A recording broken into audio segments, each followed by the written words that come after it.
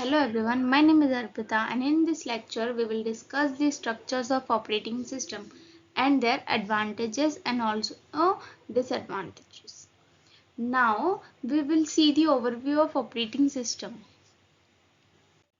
Operating system is the medium to provide the user to communicate with the computer hardware. System software is installed on top of the operating system. Operating system structure is the basic model which is needed to implement operating systems. There are many types of structure, each having its own properties. Now understand what actually operating system structure is. Operating system structure is the approach of interconnecting and integrating multiple operating system components in the kernel into the kernel can be described as an operating system structure. An operating system has a complex structure, so we need a well-defined structure to assist us in applying it to our unique requirements. So there are some structures of an OS can be defined as simple structure, monolithic structure, layered approach structure, microkernel structure, exo-kernel structure, virtual machines. Now let's start with our very first structure, and then even the application program, they have access to the resident program as well as the basic hardware. So we can say that the base hardware can be accessed by all the above it. The device driver, system program, application program, everything can access the base hardware.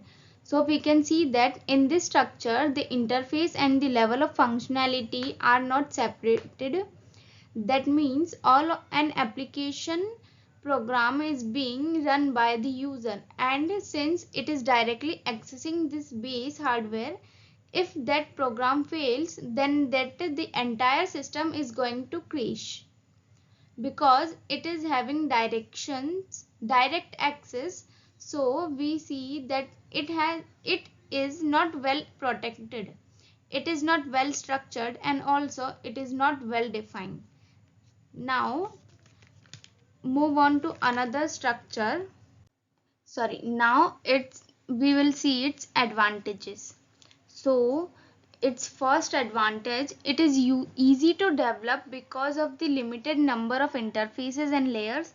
And second, simplicity. Simple operating system have a minimalistic design which makes them easier to understand, modify and maintain. Now its disadvantages. So the structure is very complicated as no clear boundaries exist between modules. Abstraction or data handling is not present as layers are connected and communicate with each other. The entire operating system fails if just one user application fails. Now another structure that we see is known as the monolithic structure.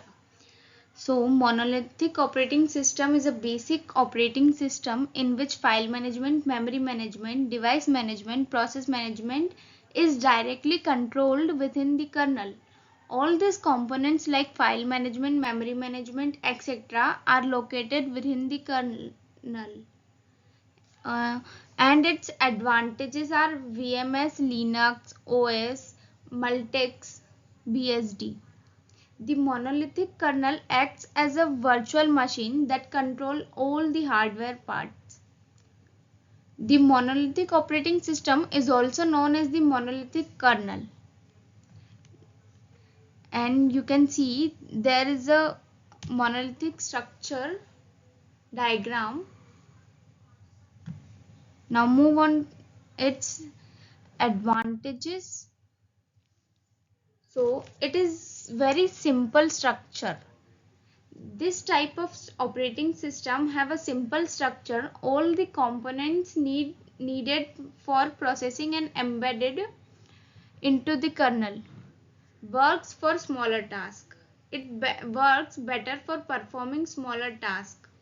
Communicate between components. All the components can directly communicate with each other and also with the kernel.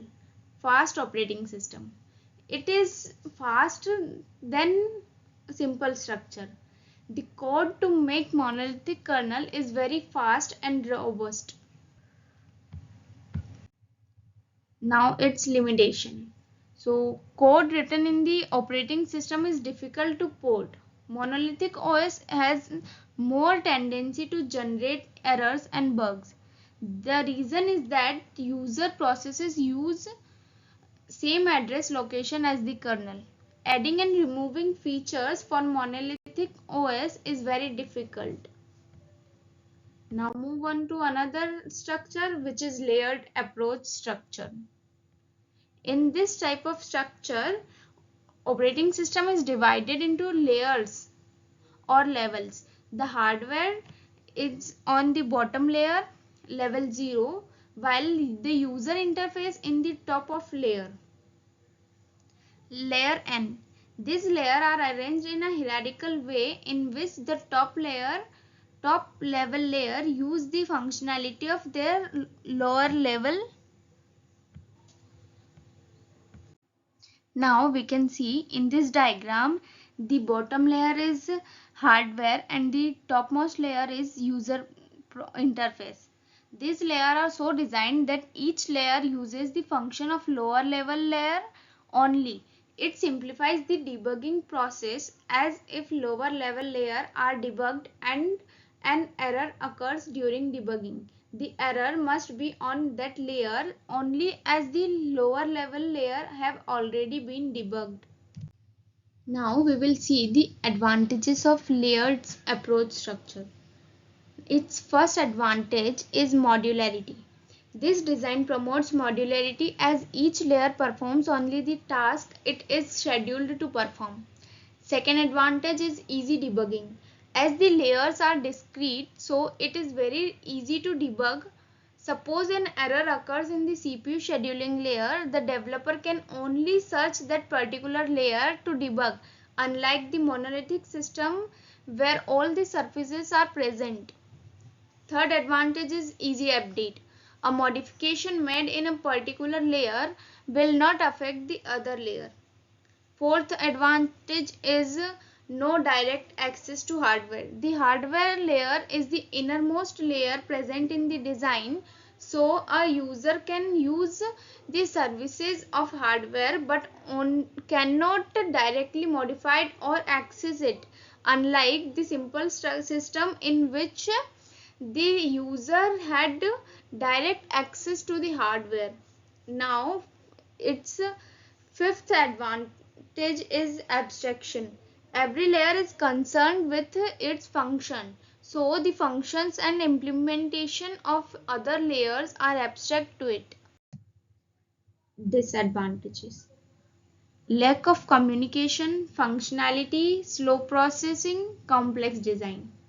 So in lack of communication, as there is always a lack of communication between the non-neighboring layer of operating system, it can problematic at time. Its second disadvantage is functionality. When the functionalities are interconnected, they cannot be separated from each other, and in this case layers are difficult to create. It is slow processing. The layers are responsible for any request to reach another layer. Now coming to the next one, we have something known as microkernel. So this is another structure in operating system.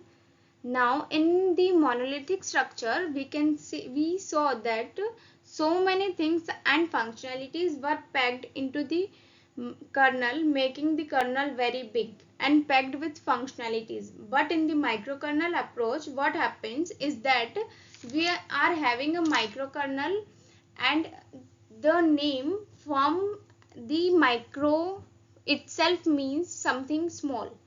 So instead of having big kernel with so many functionalities, what happens is that in the microkernel approach, we remove all the non-essential components from the kernel and we implement them as system and user level program. So here microkernel will just provide the core functionalities of the kernel. Now we have its advantages. The main advantage of a microkernel architecture is that it provides a more secure and stable operating system. And another advantage of a microkernel structure is that it makes the operating system more modular and flexible. Now we see the disadvantages. The disadvantage is that message passing between user level process can be slower than direct system calls in a monolithic kernel. This can affect the performance of the operating system, especially in high performance application. Now another one, the modular design of a kernel can lead to increased complexity, which can make it more difficult to develop and maintain the operating system.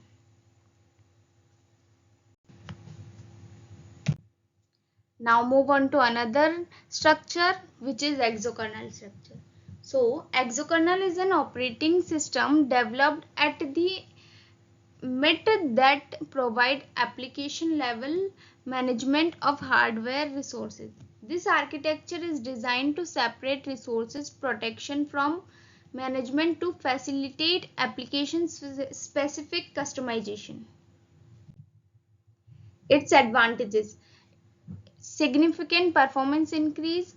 Application can make more efficient and intelligent use of hardware resources by being aware of resources availability, revocation and allocation.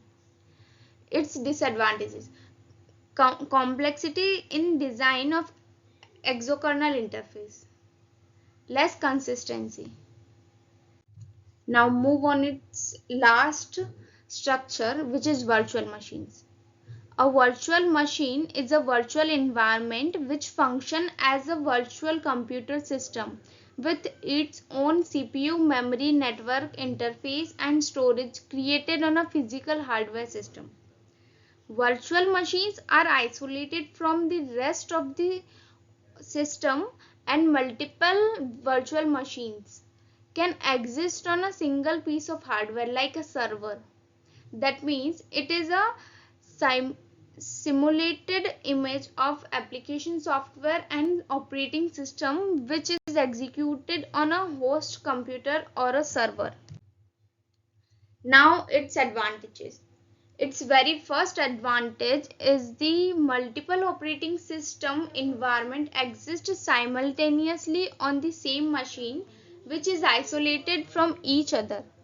Second advantages of virtual machine is using virtual machine there is a easy maintenance, application provisions, availability and convenient recovery. Now its disadvantages. Managing and maintaining virtual machine environment can be complex. When multiple virtual machines are running on a single physical host, a failure in the host can affect all the virtual machines simultaneously. Thank you.